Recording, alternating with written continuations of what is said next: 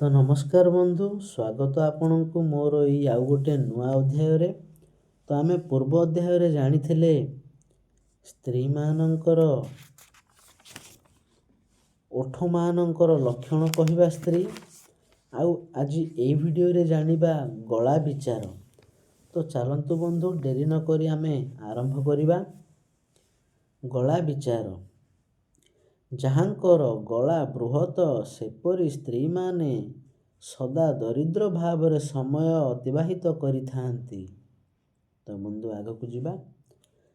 ଯାହାଙ୍କର ଗଳା ଉଚ୍ଚ ସେପରି ପୁରୁଷମାନେ ସଦା କ୍ରୋଧୀ, ଜନସମାଜରେ ଅପ୍ରିୟ କଥାକେ ମାଡ଼ପିଟ କରିଥାନ୍ତି। ତ ବନ୍ଧୁ ଆଗକୁ ଯିବା। ଯାହାଙ୍କର ଗର୍ଦ୍ଦନ ମଧ୍ୟମ ଧରଣର ସେପରି ସ୍ତ୍ରୀ ପୁରୁଷମାନେ ଖୁବ୍ ସୁନ୍ଦର ଗୀତ ଗାଇପାରନ୍ତି। ତ ବନ୍ଧୁ ଆଗକୁ ଯିବା। ଯାହାଙ୍କର ଗଳା ମୋଟା ସେପରି ପୁରୁଷ ଓ ସ୍ତ୍ରୀମାନେ ଖୁବ୍ ନିର୍ଭୀକ, ସାହସୀ ଭାବରେ ପରିଚିତ। ତ ବନ୍ଧୁ ଆଗକୁ ଯିବା। ଯାହାଙ୍କର ଗଳା 4 ଆଙ୍ଗୁଳି ମୋଟା ପରିମାଣ ସେପରି ସ୍ତ୍ରୀମାନେ ସୁଲକ୍ଷଣୀ ଭାବରେ ଜୀବନଯାପନ କରିଥାନ୍ତି। ତ ବନ୍ଧୁ ଆଗକୁ ଯିବା। ଯାହାଙ୍କର ଗଳା ଚେପଟା ସେପରି ସ୍ତ୍ରୀମାନେ ଚିରବନ୍ଧ୍ୟା ଭାବରେ ସମୟ ଅତିବାହିତ କରିଥାନ୍ତି। ତ ବନ୍ଧୁ ଆଗକୁ ଯିବା। ଯାହାଙ୍କର ଗଳା ଖୁବ୍ ସରୁ ସେପରି ସ୍ତ୍ରୀମାନେ ଖୁବ୍ ଶୀଘ୍ର ବୈଧବ୍ୟ ଯୋଗ୍ୟ ଭୋଗ୍ୟ କରିଥାନ୍ତି। ତ ବନ୍ଧୁ ଆଗକୁ ଯିବା।